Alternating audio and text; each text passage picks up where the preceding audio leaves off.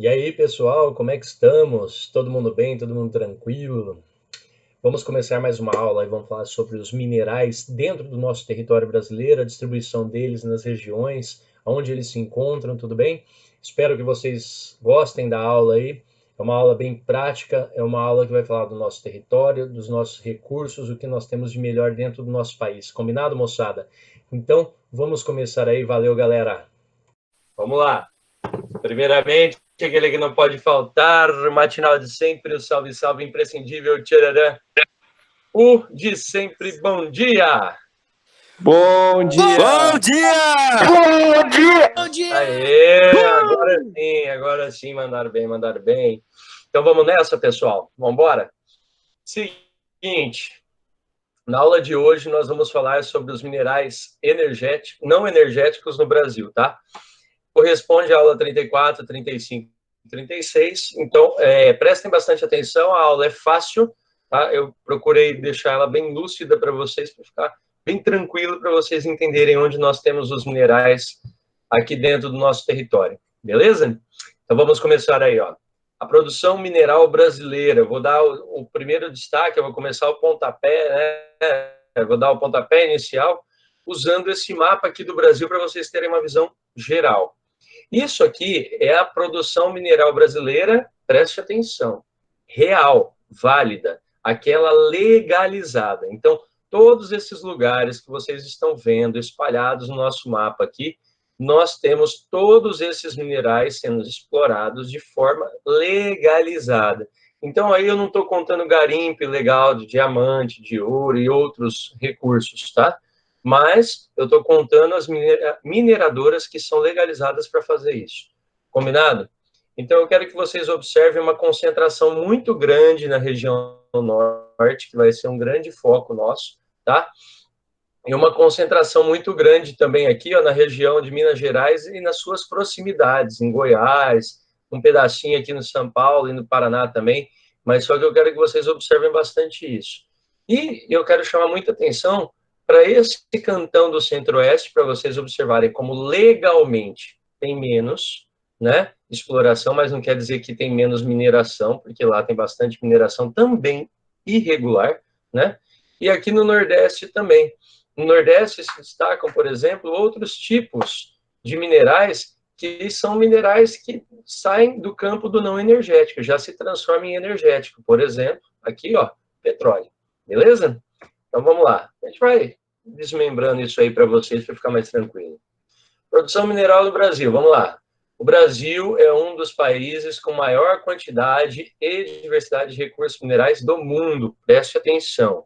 Entre os quais se destacam aqui no território. Não quer dizer que só tem esses quatro. Esses quatro eles se destacam aqui no Brasil. Em ordem. Sempre eu estou colocando em ordem. Do que mais se destaca, para o que menos se destaca. Ferro, manganês, alumínio e estanho. Beleza? Tranquilo? Vamos lá. As áreas de maior concentração mineral no país são. Então, aqui dentro do Brasil, a primeira área de maior concentração mineral explorada, não em tamanho, porque em tamanho é a próxima, né?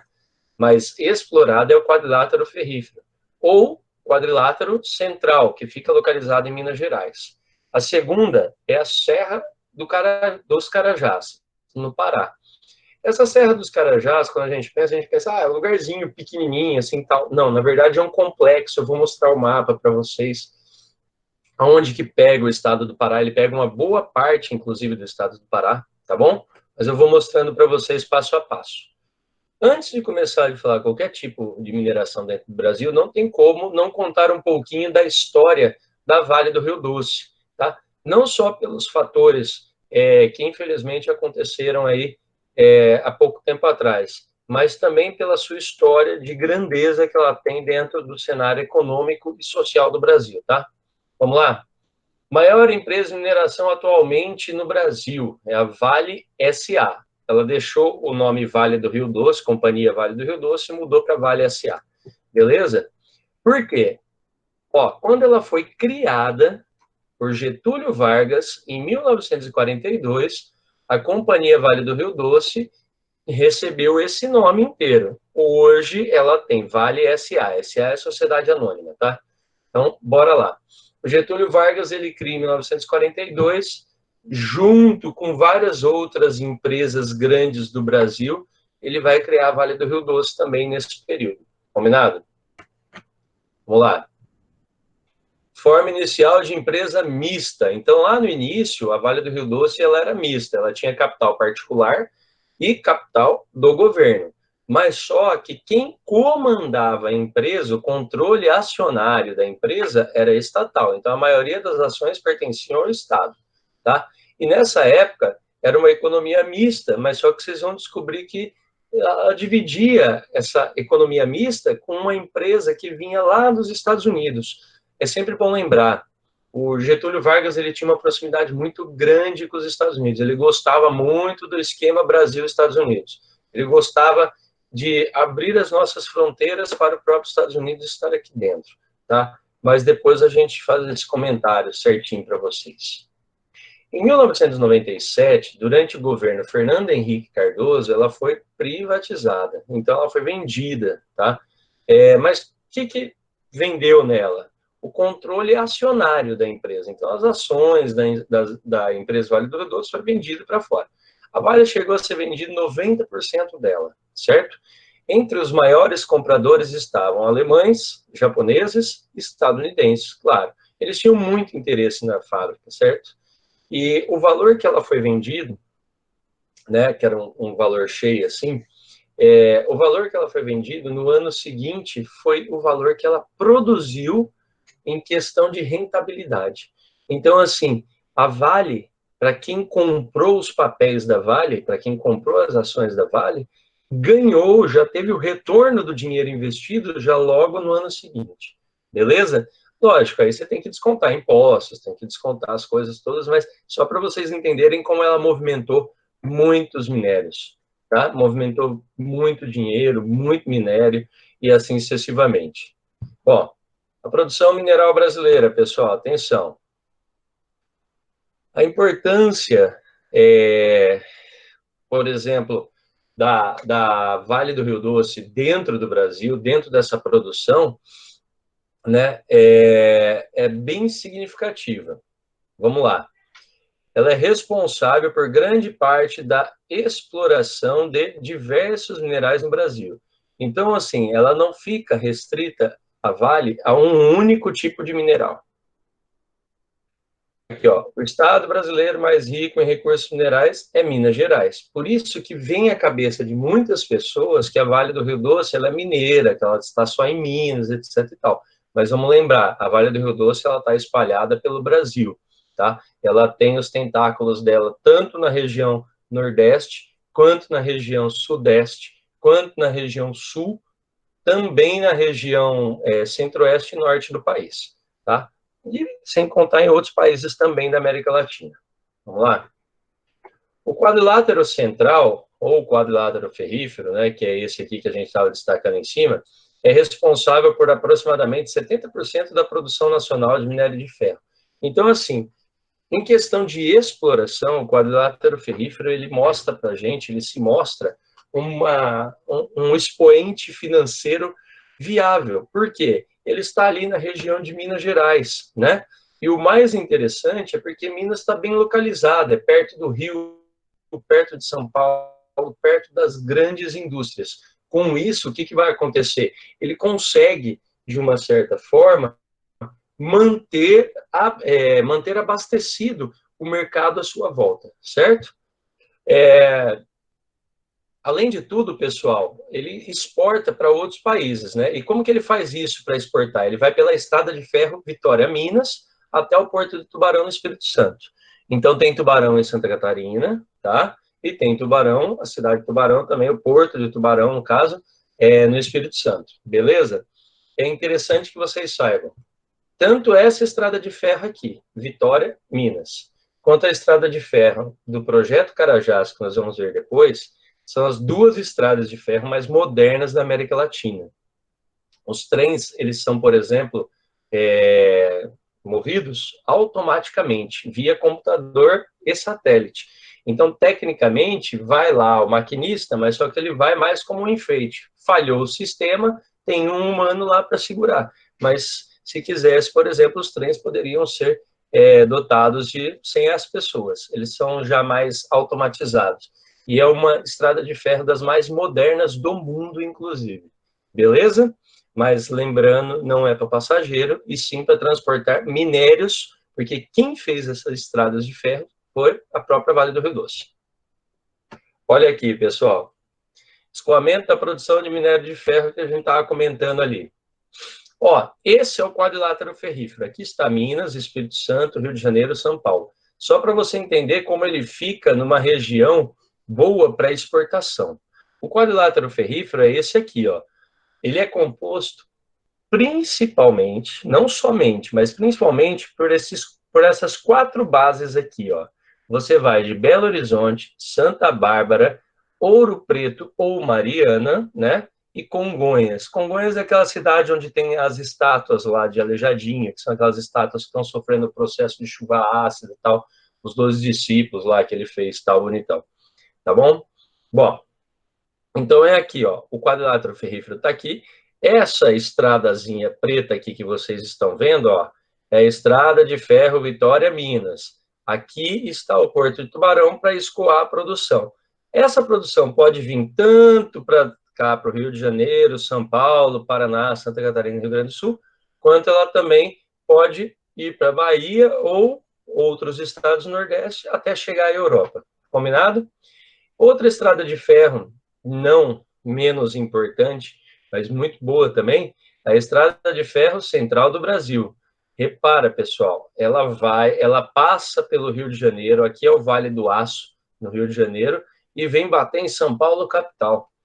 Então, se eu quiser trazer mineral de Minas Gerais para São Paulo, por exemplo, eu consigo fazer sem problema nenhum, só por trem, sem atrapalhar, sem usar as estradas. Tudo bem? Então, acaba ficando também mais econômico. Quem levou toda essa infraestrutura, né, foi o pessoal que comprou a Vale do Rio Doce. O Brasil já estava preparando essas estradas de ferro, o pessoal compra, eles vão lá e só dão uma modernizada na estrada de ferro. Beleza? Então tá aí o mapinha para vocês. Agora vamos lá. Exploração intensa, minério de ferro. Esse aí é o mais, para mim, é a parte mais simbólica para vocês entenderem sobre a questão da extração mineral dentro do Brasil. Ó, o Pico do Cauê hoje é um buraco do Cauê. Ah, não estou entendendo.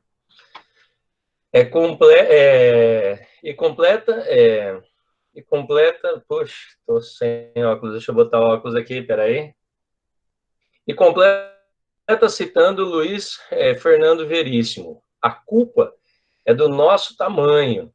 Como assim? A culpa é do tamanho do Brasil, né? Que em um país tão grande como o nosso, aquele buraco que tem nessa cidade, né, em questão, não significa nada, né? Então, assim, mesmo o buraco sendo gigantesco, vou tirar o óculos agora, mesmo o buraco sendo gigantesco, ele não significa nada. Onde que fica essa cidade de Itabira? Itabira é a terra de Carlos Drummond de Andrade, influente poeta brasileiro do século XX. Olha só como era, aqui é como era, olha como está o buraco hoje. Chama a atenção de vocês para isso, ó. Por isso que ele coloca aqui no início, né, o Luiz Fernando Veríssimo, ele coloca assim, o Pico do Cauê, que é esse aqui, tá certo? Era desse jeito. Essa foto, se eu não me engano, foi tirada no início da década de 40. Não vou enxergar que eu estou sem óculos aqui, mas tem a data por aqui, ó, tá? Aí, era desse jeito no início da década de 40. Quando a Vale do Rio Doce ela chega na região e começa a explorar os minerais de ferro, fica desse jeito. Isso aqui é um buraco, pessoal. Reparem, então, como era e como é. Ela era para cima, hoje é um buraco para baixo. Tudo bem? Aquele negócio de côncava e convexa, etc., que não é da minha área. Mas eu trouxe essa imagem aí para elucidar para vocês verem como que é a exploração mineral. Tudo bem? Bom, o nióbio, pessoal, nióbio, pelo amor de Deus, todo mundo fica escutando, o nióbio, eu quero nióbio. Né? Para que serve o nióbio? Então, já que o nióbio ele é um mineral predominantemente presente aqui no território brasileiro, então eu fiz uma paginazinha aí só dele. Vamos falar um pouquinho? O nióbio é um metal brilhante, de baixa dureza, extraído principalmente do mineral columbita. Tudo bem? Então, até aí, nada demais. Não elucidou muito o que é o nióbio. O nióbio é atualmente empregado em automóveis, preste atenção, turbinas de avião, gasoduto, tomógrafos de ressonância magnética, né, aqueles negoção, indústria aeronáutica. Olha aqui, ó. Esse é o detalhe pelo qual alguns políticos na atualidade querem tanto o nióbio, tá? Para fortalecer a indústria de armas, a indústria bélica, pessoal. Então, atenção, né? Fala-se tanto do nióbio, não é para aeroespacial, não é para automóvel, não é para nada, tá, pessoal? Os políticos atuais que querem tanto o nióbio, eles querem por causa dessa questão, da indústria bélica, combinado? E também nuclear, que aí já é uma alçada um pouco mais inteligente, assim, né? Vamos lá, então, pessoal. O metal existe em diversos países do mundo, mas 98% das reservas conhecidas de nióbio estão no Brasil. Então, 98% de todo nióbio conhecido que tem no mundo está aqui no Brasil. Joia? Cadê? E o nosso país é responsável atualmente por mais de 90% do volume comercializado no planeta.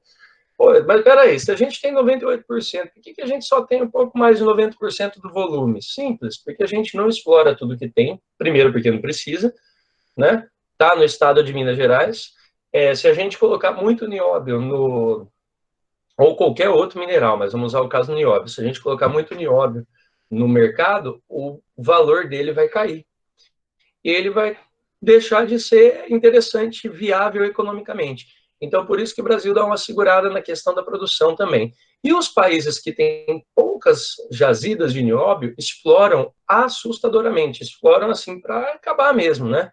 Então, por isso que o nióbio ele vem se tornando esse motivo de tanta, tem que pôr nióbio, não sei o que lá. Bom, pessoal, só fazendo um parênteses aí, e um extraoficial para vocês, existem usinas, existem minas de nióbio, jazidas de nióbio na floresta amazônica, abaixo do solo amazônico. Então, mais um motivo, por exemplo, de determinadas regiões quererem tirar as terras indígenas para ter a exploração do próprio nióbio, tá? Assim acontece com nióbio, com ouro, com diamante na floresta amazônica. Existem reservas indígenas que estão exatamente em cima desses pontos minerais. Aí, tamanha discussão e necessidade do governo atual de acabar com as terras indígenas, tá? Em determinados pontos. Eles querem reduzir a todo custo. Por quê? Porque eles querem buscar o mineral. Tirando os índios, fica mais fácil para desmatar. Desmatando, eu vou lá, já desmataram, então agora eu posso explorar. É mais ou menos assim o esquema. Combinado? Então, por isso que é importante, a gente não pode deixar com que nada disso aconteça. Somos todos donos e responsáveis pela floresta que nós temos. Vamos lá. Produção mineral na região norte. Aí vamos nessa, pessoal. O extrativismo mineral é uma das atividades mais importantes da região. Destacam-se na região a Serra dos Carajás, o Vale do Rio Trombeta e o Vale do Rio Tapajós. Beleza? Todas são áreas com grande concentração de... Primeiro, então está em escala. O primeiro que mais aparece, minério de ferro. As maiores jazidas conhecidas do mundo de minério de ferro estão na região norte. Beleza? Do mundo, não é do Brasil e do mundo. Vamos lá, depois, bauxita, tem muita bauxita. Lembrando, bauxita produz alumínio. Ouro, né, numa questão respectiva, então, o ouro também tem bastante importância dentro da região. Pô, professor, mas não acabou o ouro do Brasil? Moçada, na floresta amazônica tem tanto ouro, acabei de falar ali atrás. Vamos desmatar a Amazônia? Visão do governo atual. Por quê? Desmatando a Amazônia fica livre para poder explorar os minérios, certo?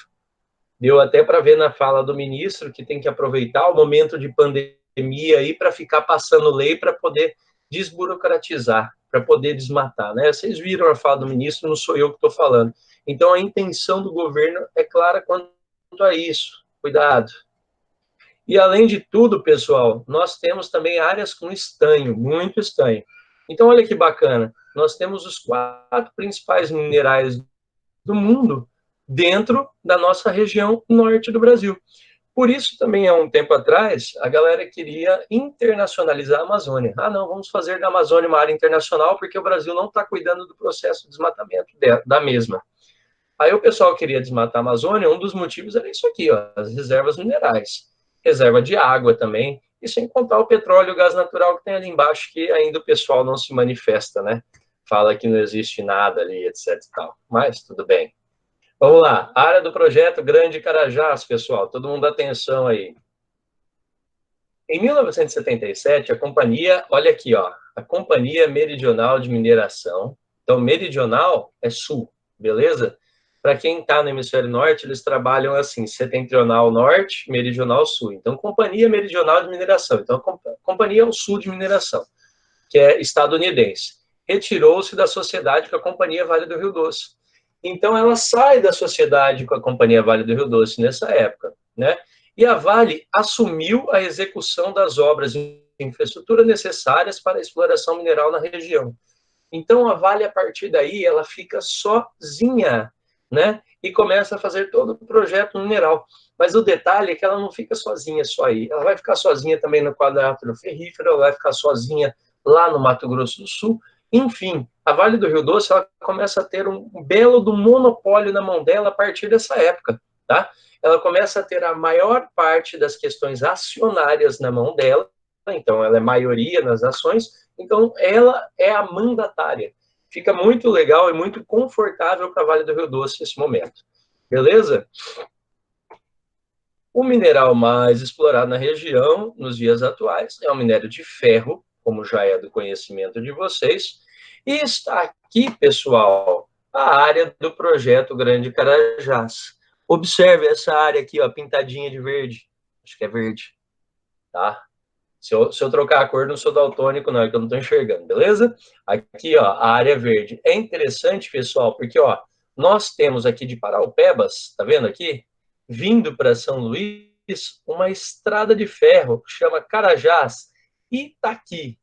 Como assim Carajás e Itaqui? São 2 pontos que vai do projeto Carajás até o porto em São Luís, né? Que funciona como exportação para a Europa, principalmente. Então, tudo que é retirado daqui é colocado nessa estrada de ferro, que também é moderna, igualzinha, ou até melhor, essa aqui falam que é melhor, eu nunca vi essa presencialmente, tá? Eu já vi a outra lá, mas essa aqui falam que ela é mais moderna ainda, beleza? E funciona assim, eles produzem tudo aqui no Pará e mandam para cá. Olha só o tamanho da área do projeto Carajás, pessoal. A área do projeto Carajás, ele é enorme, é tudo isso aqui, incluindo, pessoal, a cidade de Belém, a ilha de Marajó, e aí vai. Beleza? Então, tranquilo? Para quem já ouviu falar, mas não sabia onde é, ó, Santarém está aqui, fora do projeto, Altamira está aqui, ó, no limite do projeto, aí tem Marabá, tem Paraupebas, Belém do Pará e a ilha de Marajó, que é a maior ilha fluvial que nós temos no planeta, tá? Ela está no final do rio Amazonas aqui, ó, tudo bem? Essa ilha aqui, ela é bem bacana, já visitei, tem 12 cidades aí, é bem legal essa ilha, joia? Tranquilo então, pessoal?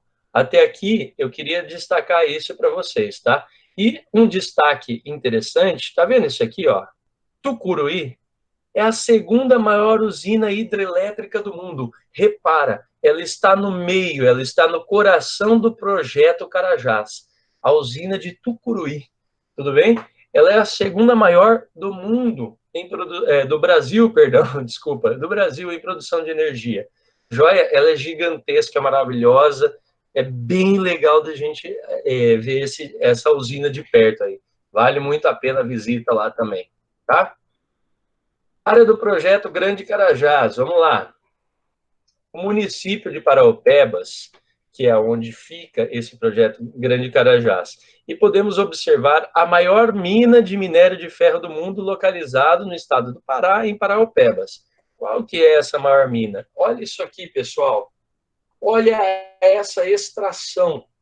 Repara, pessoal. aqui, essa parte aqui de cima era junto com essa aqui, ó. Tá vendo aqui? Essa parte era aqui. Isso aqui são aqueles caminhões que, se eu tiver em pé, esse aqui é onde eu estou destacando. Para quem me conhece sabe que eu sou um pouquinho alto, né? Se eu tiver em pé e eu estico o meu braço, eu não alcanço o topo da roda desse caminhão. Então, são aqueles caminhões gigantescos. Olha o tamanho dele dentro disso aqui. Aqui é outro caminhãozinho. Tudo bem? Só para vocês terem uma ligeira noção. Então, esse é um projeto gigantesco. É uma base de exploração enorme. E detalhe, pessoal, tudo aqui para trás, se eles forem explorando tanto para a esquerda quanto para a direita, eles vão ficar arrumando cada vez mais minério de ferro. Joia? Tranquilo? Então, para toda vez que eles vão descer um degrauzinho aqui, eles têm que aumentar, empurrar um pouquinho mais para o lado, para conseguir, para não ter, por exemplo, o desbarrancamento, o processo de desbarrancamento. Imagine vocês que nessas estradinhas aqui, ó, tá? O caminhão, ele passa, isso aqui são estradas, onde passam esse caminhão gigantesco, que pesa aí na casa de 20 toneladas. Vazio. Beleza? Então vamos nessa, pessoal. É assim, ó, Estrada de Ferro Grande Carajás, eu coloquei aí para destacar para vocês, ó. Ela vai sair, então, daqui e vai vir até o Porto de São Luís. Repara, pessoal, isso aqui. Essa rodovia, apesar de não estar destacado o nome, pessoal, essa rodovia aqui, ela é a comprida e mal acabada, a Belém-Brasília, 153, tá? Ela não está destacada, mas é bem interessante, eu já fiz essa rodovia aqui todinha para chegar, no caso aqui eu passei reto, né, fui para Belém. Aí de Belém eu acabei vindo para São Luís. Mas ela vai bater até Belém se você quiser. Joia, aqui na imagem acaba não destacando. Mas é bem legal. Ela vem seguindo justamente essa ferrovia aqui, certo? Que é a Ferrovia Norte-Sul, que a gente chama. Ela está terminando de ser executada, a Ferrovia Norte-Sul. Falam que ela acabou, ela ainda não acabou, ainda tem trechos dela que não estão interligados, e ela vai juntinho com a BR-153. É bem interessante aqui, ó, ela vai bem coladinha nessa parte. Certo? Você passa por todas essas cidades aqui, tá? Porto Franco, Imperatriz, você passa por Colinas aqui, você passa por Guaraí, né? Então, você vai seguindo certinho até chegar na cidade de Belém do Pará. E aqui, pessoal, eu coloquei uma imagem para vocês verem como que é, ó. Um trem está indo, outro trem está vindo, certo? Para o projeto. Esse que está vindo para o projeto, esse aqui está saindo do projeto. Observem que, olha como que são os vagões. Eles são abertos para chegar aqui, você joga todo o mineral fica numa montanha assim, um pouquinho superior, né, um montinho um pouquinho superior ao topo, e ele é conduzido para essa estrada. Como a estrada de ferro não tem buraco, não tem nada, então a chance de tombar, a chance de cair é mínima, beleza? E acaba sendo mais útil, mais rápido para você fazer. Porque esses vagões aqui, quando chegam, eles são deslocados um a um, eles são virados, né? E os mais modernos, eles têm um sistema que abre embaixo, beleza? Eu não sei qual é o caso desses aqui, mas pode ser qualquer um desses dois. Ou ele tomba ou ele abre por baixo. Joinha? Beleza, então? Vamos lá. A produção mineral no Centro-Oeste, pessoal. Essa é rapidinho, porque nós vimos no mapa, tem bem poucas regiões de destaque. No Centro-Oeste, a principal região produtora de mineral, olha aqui que terrível, é a região do Pantanal, no Mato Grosso do Sul. É o maciço do Urucum, ele fica bem ali, no centro do Pantanal, ele vai até a fronteira com a Bolívia. E olha o que ele mais produz lá, pessoal. Ele produz muito manganês, tá? Mas só que lá também existem reservas de minério de ferro, que não são tão exploradas. Por que não são tão exploradas, pessoal? Porque está lá no canto do Brasil. Para você chegar lá, vocês já devem ter ouvido falar da cidade no Mato Grosso do Sul chamada Corumbá. Corumbá, fica na divisa com a Bolívia, lá no cantão do Mato Grosso. Como que eu chego até Corumbá? Eu tenho que ir até Mato Grosso, eu tenho que ir até Campo Grande, capital do Mato Grosso do Sul, e de lá ir para Corumbá numa estrada de pista simples. É a única via de entra e sai de produção dali. Então, é um lugar muito escondido, muito no canto, com pouca infraestrutura para retirada de minerais. Mas como o manganês ele é essencial, para a indústria, principalmente para a indústria de metais, para fazer alumínio, etc. Tal, como já vimos na aula anterior. Então, o manganês ele é explorado, mas o minério de ferro fica lá como se fosse uma reserva. Não quer dizer que eles não exploram. Quando eles precisam de minério de ferro, eles estão explorando, tá? Mas quando eles precisam intensificar, eles intensificam. Quando eles não precisam, eles reduzem a produção, sem problema nenhum. Beleza? Olha aqui, ó. Eu coloquei aqui para mostrar para vocês. O maciço do Urucum, ele pega toda essa região aqui. Joia? Essa é a base central do maciço do Urucum. Ele vem até a fronteira com a Bolívia, até a fronteira com o Paraguai, e ele vem até quase o meio aqui do Mato Grosso do Sul. Essa aqui é a região central do maciço. Joia? Tranquilinho? Então, bora lá. A produção mineral no Nordeste, né? Então, ó, do Nordeste eu vou destacar umas coisinhas para você, ó. As produções de cobre na Bahia, cobre para fazer o fio lá, que a gente usa, condutor de eletricidade, que vocês viram tudo, e o tungstênio no Rio Grande do Norte. Possuem pequenos destaques, não quer dizer que eles não produzem, mas eles produzem uma quantidade muito pequena que abastece o mercado interno. Combinado? Então vamos lá. Qual é o destaque mineral do Nordeste que merece muito destaque mesmo? O sal marinho. Tem as maiores produções no Rio Grande do Norte, com mais de 90% do cloreto de sódio, que é o sal de cozinha, tá, de vocês do Brasil. Então, mais de 90% sai do Rio Grande do Norte a produção. Os municípios de Mossoró, Açu, Macau e Areia Branca são grandes produtores de sal marinho no Rio Grande do Norte. Gente, você chega perto das salinas, assim, para ver tal, né, para conhecer como turistão, né? E, meu, é impressionante. São morros gigantescos, enormes de sal. Mais de 20 metros de altura, assim, de sal. E você tem que usar óculos de sol. Por quê? É muito sol, muito vento, mas o que importa ali é o sol, ele bate no sal e reflete para você no olho. Então, arde, chega a doer, assim. E as pessoas lá também trabalham, além de todo o equipamento do corpo, eles trabalham de óculos de sol também, por causa que fica muito claro, tá? Tem um reflexo muito grande aí. Ó, com relação a isso, eu coloquei assim para vocês, ó. A expansão da atividade salineira na região ocorre devido a um clima quente. Então, primeiro fator, lá tem clima quente.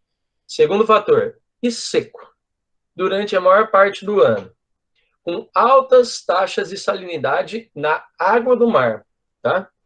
E a ação dos ventos alísios. Para quem não lembra, os ventos alísios são aqueles que sopram constantemente, são aqueles ventos que não param. Quando você vai nessa região do Rio Grande do Norte, é o dia todo ventando para o mesmo lado. É impressionante, cara. E venta e não para, tá? São ventos constantes, do trópico para o Equador. São aqueles ventos que não param de soprar. Então, sopra o vento, ajuda a evaporar a água. Tem calor, ajuda a evaporar a água. É seco, chove pouco, então ajuda a evaporar a água. Quando dá a maré alta enche as piscinas, né, com água do mar. Essas piscinas, elas podem ter até 30, 40 centímetros na média de profundidade. Aí, o pico, a maré alta, mais alta que tem, acontece a cada 28 dias. Então, vai ter 27 dias para secar aquela água, tirar o sal e processar esse sal aí para poder vender para a gente. Joia? É mais ou menos assim o processo. É bem interessante. Então, quando dá a maré alta, né, ela vem, ela enche essas piscinas, aí no dia seguinte a maré já não vai bater lá, então vai ficar aquela água aprisionada, muito calor, muito vento, local mais seco, ajuda a evaporar essa água e o que fica ali é o sal. Joia? Tranquilo? Então, eu destaquei para vocês aqui, ó, essa é a zona salineira. Não dá, aqui está a capital Natal, beleza? Aqui está João Pessoa, né? E aqui você observa, não vai ter um traço, mas eu vou fazer aqui para vocês entenderem. Se você passasse um tracinho aqui, ó, nessa região, vindo para cá, você vai ter uma região extremamente seca, clima semiárido, que vem até o litoral, que ajuda, então, nesse processo que nós estávamos falando aqui. Vento alísio, clima seco, clima quente, alta taxa de salinidade na água. Então, nós temos essas regiões aqui como grandes produtoras de sal. Beleza? Então, vamos lá. produção de sal marinho no Brasil, é importante destacar isso aqui para vocês, ó. Olha aí, pessoal, o Rio Grande do Norte é essa parte verde aqui, ó. Repara, 91% da produção de sal do Brasil está aqui no Rio Grande do Norte. O Rio de Janeiro corresponde a 5,8%. Fica na região de Cabo Frio ali, não sei se vocês já viram. Lá também tem bastante sol, venta bastante, tá? Então ajuda bastante no processo produtivo. O Piauí também tem as suas salinas, beleza? Mas só que o Piauí ele já está um pouco mais próximo da floresta amazônica, então automaticamente ele tem uma característica um pouquinho mais úmida que as demais regiões, por isso ele produz tão pouco assim. E outros lugares do Brasil, 1,8, tá? Mas predominantemente na região nordeste do país. Joia? Então aqui, pessoal, ó, as piscinas que eu falei para você, ficando seca, o pessoal vai lá, enche essas caçambas de sal com um trator e leva e vai acumulando no lugar mais alto, numa montanha, para deixar, numa montanha, pode falar, num monte, né, de sal, para deixar o sal terminar o processo de secagem. Joia? Tranquilo? Muito obrigado, pessoal. Era isso aí. Vou abrir, então, para perguntas. Fiquem à vontade, pode perguntar. Estamos aí para isso. Valeu! Massa, moçada. Valeu, obrigado pela participação de todos. Podem tirar as suas dúvidas, deixar recadinhos aí, que conforme nós vamos vendo, nós vamos respondendo, tá? Não esqueçam de ativar o sininho, deixar o like aí, que gostou, pode compartilhar o vídeo. Participe do canal, se inscreva, beleza? E estamos aí para ajudar vocês. Combinado, pessoal? Um grande abraço, fiquem com Deus, uma ótima semana, tamo junto aí. Valeu, galera!